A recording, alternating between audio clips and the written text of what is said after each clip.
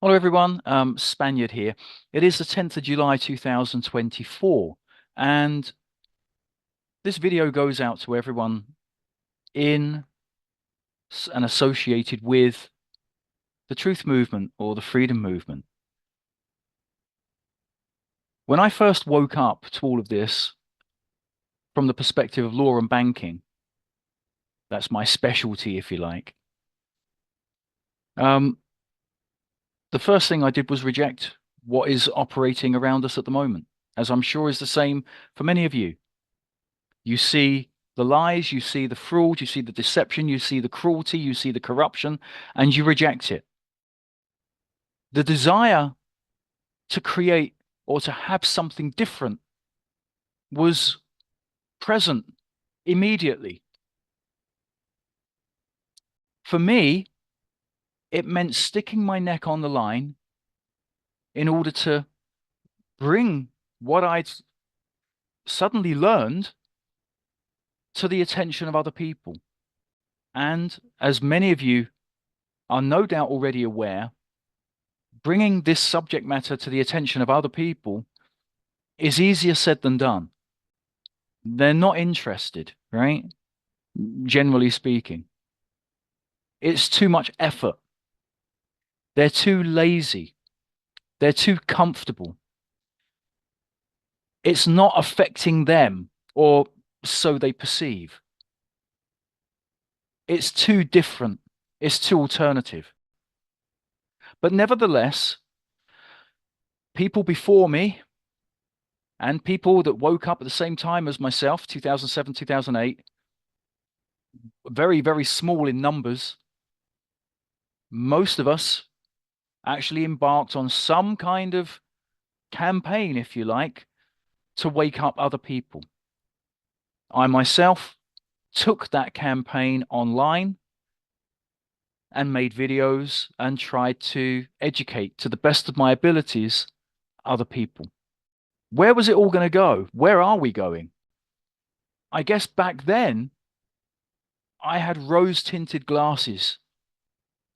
I really had rose-tinted glasses because I didn't for one moment believe or conceive that people waking up to how they'd been abused would ever want to treat others in that way, would ever want to return to that, would ever want to propagate that, I guess, for want of a better word.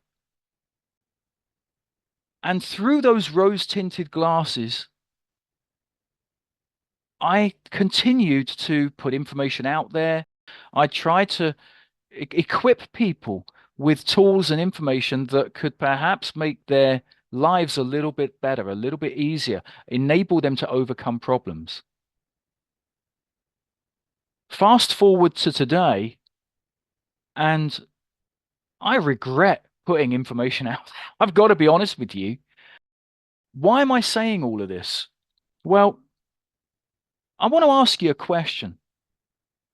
I want to ask you, what is the new society that we're all heading towards, that we all want once we've torn down this old society, this old system? Once we've torn that down, what is the new society going to look like? What's the new system going to look like? Have you actually considered that? Is it really going to be all fluffy kittens and bunny rabbits and flowers? Yeah. And hazy sunny days and tranquility? People working together in harmony, helping each other out, respecting each other's rights, respecting each other's property. Is that really what it's going to be? Really? Because I don't think so. I really do not think so. Because if between here and there, we can't actually demonstrate that those are the principles by which we want to exist, and that those are the principles we will exist by, and that we demonstrate that so that we can lead the way and show those in the mainstream that this is how it should be done. If we can't do that now, then what are we teaching people that wake up? What are those that wake up next week going to come on and think this movement is all about, when all you see out there, certainly I would say to at least 50% of what's out there is complete baloney, is people, I don't know why they're in, I don't know why, I don't get it. I don't understand why people are coming out. I mean, is it to make money? Is it for the fame, the alleged fame and fortune? I didn't put my name and my neck on the line for fame and fortune. I cried my fucking heart out when I asked myself the question, should I shut up about what I'd learned or should I put it out there? I actually cried because I realized that I was potentially putting my neck on the line. And that's not an easy thing, to put your life on the line, or certainly to believe you're putting your life on the line to help and save others. But I did, and I bawled my eyes out. This was not about money. This was about saving people, waking them up, changing things. That's what it was for me. Yeah, we all need to eat. Of course we do. And if you want me to travel up the other end of the country, I need to get there. How do I get there? I can't fly. Yeah, I could start walking, but it'll be a while before I get there. So if you want me up there next week, I'm going to have to either drive or get a train or fly with a plane, right? And that unfortunately costs in their system. So this was not about making vast profits in order to go do X, Y, Z. This is about trying to be constructive. At least it was for me. And the platforms that I work with at the moment, for example, Empower the People, we have to pay people to help others, right? We have to pay for things like software, for programs, for room hire, for everything. We have to pay for it. And it costs a lot to run that platform each and every year. Now, any surplus that's received on that platform, the intention is to donate it back into the truth movement to support those who need supporting, right? Now, I'd like to think that's a good cause, right? We're trying to actually get a groundswell and to propagate good works. The problem is that there are too many bad works out there. There are too many of these charlatans who have woken up, who are stealing information and misusing it because they don't understand it. They've never done anything themselves. They put themselves out as an expert and they propagate ideas as solutions. In fact, there's one guy out there who openly admits that most of what he talks about, he's never done himself.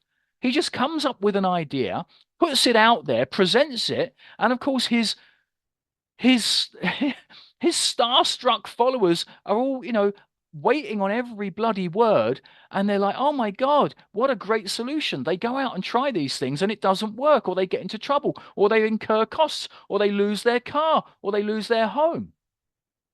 Why? Well, because his attitude is, if they're sovereign, it's their job to disseminate whether what I'm saying is bona fide or not. What the fuck? If you're presenting it as a bona fide solution, people are going to believe you, right? Whether you like it or not.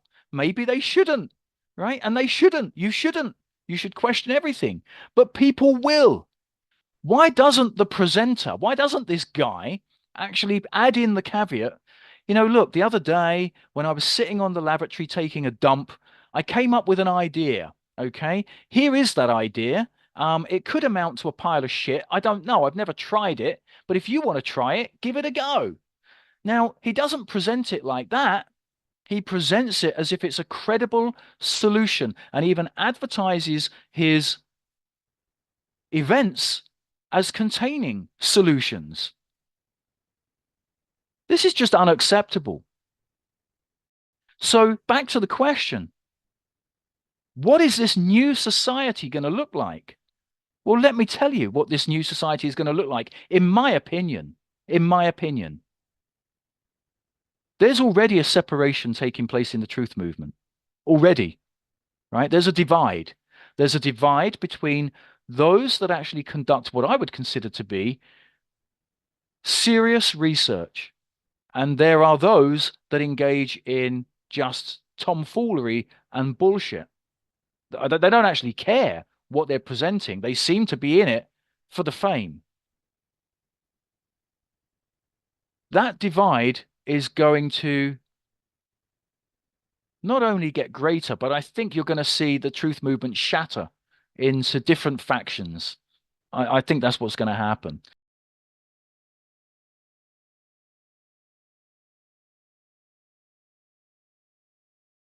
And if you check your history books, I mean, certainly, even where the clans are concerned in Scotland, the clans were gangs.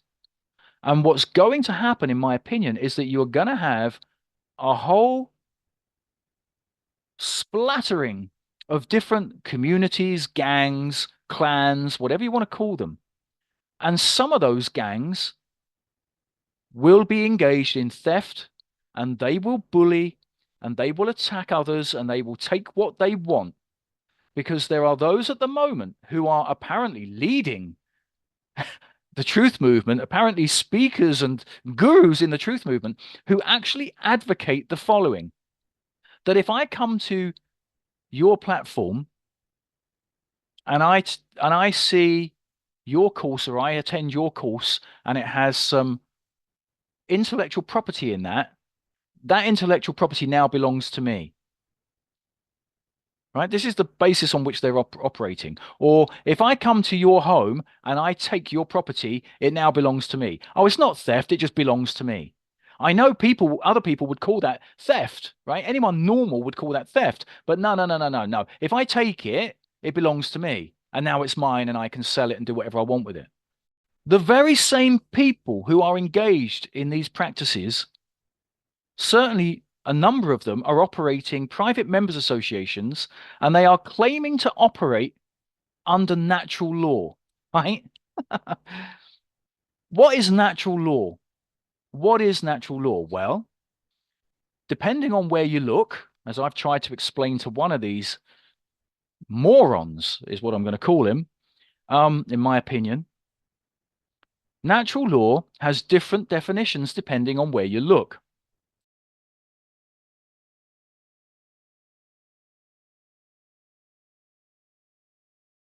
So, a general definition of the internet: natural law is a theory in ethics and philosophy, inasmuch as people possess intrinsic values that govern their reasoning and their behavior.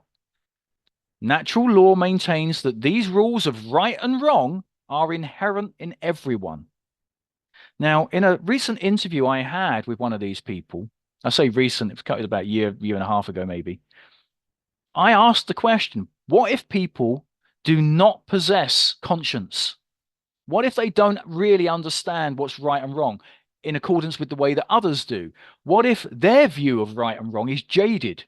No, no, he said, everyone believes the same. Really? Everyone knows what's right and wrong? Really? Well, then in which case, that must mean that the guy himself who said that must know that what he's doing is wrong, because I believe what he's doing is wrong when he's leading people down the garden path, when he's presenting ideas as actual credible solutions. Yet he continues to do it. So he must know he's doing wrong.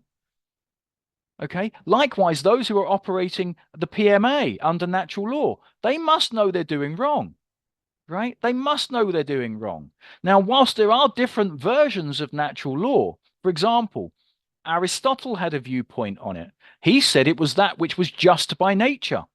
St. Augustine of Hippo, he had a different notion on it. He said that natural law is what existed before the fall. Meanwhile, a 12th century Italian monk called Gratian, he said that natural law equated to divine law or God's law.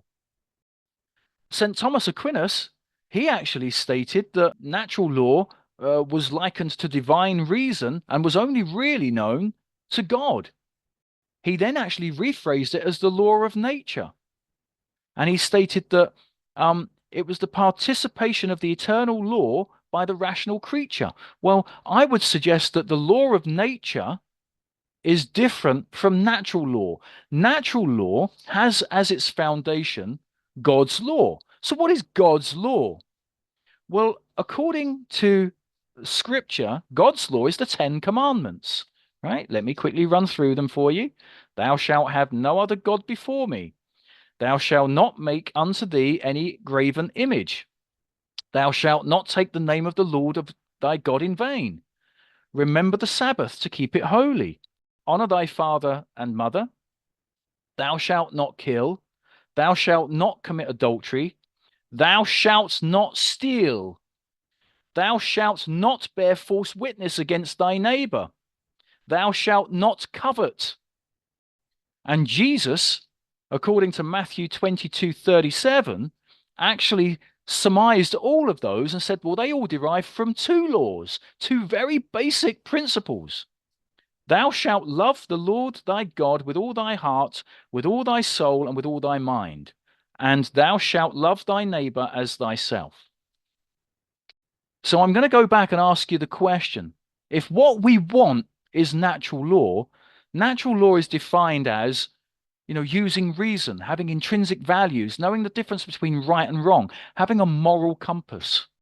The problem is, from what I have witnessed going on out there, and what many of you have witnessed going on out there are a small number of people who are positioning themselves as leaders or gurus who have no moral compass. And there are many other followers of those gurus who also have no moral compass. If we allow these charlatans to continue operating in the truth movement, unchecked, unquestioned, what is the new society going to look and feel like? I'll leave that one with you. Until next time, big love.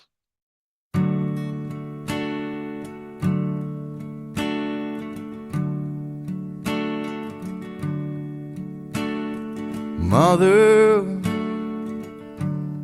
tried to do right by you, to do what you asked me to. I did wrong and I knew. Mother, I try to behave for you.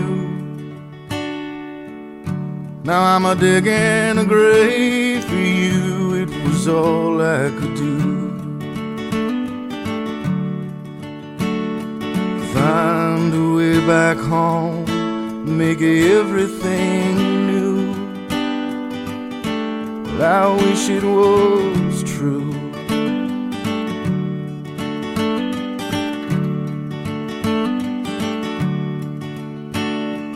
Father,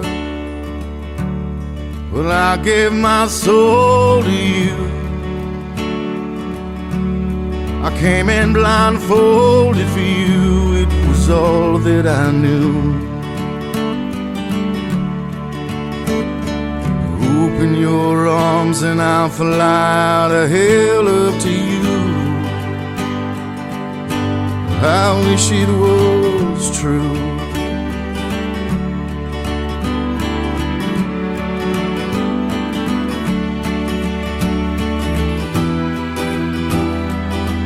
Come on out from the cold.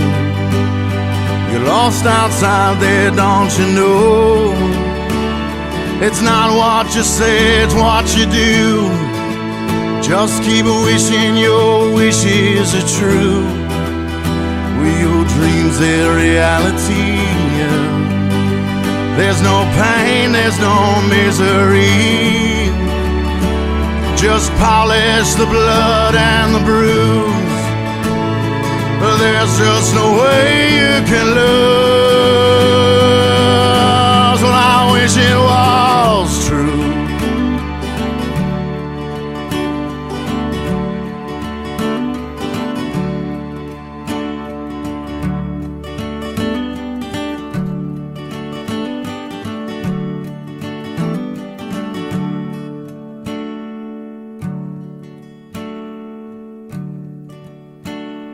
Country, where I was a soldier for you. I did what you asked me to. It was wrong and you knew. country. Now I'm just a stranger to you. A number, a name, it's true. Throw me away when you're through.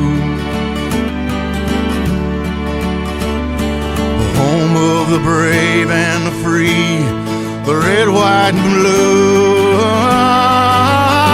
Well, I wish it was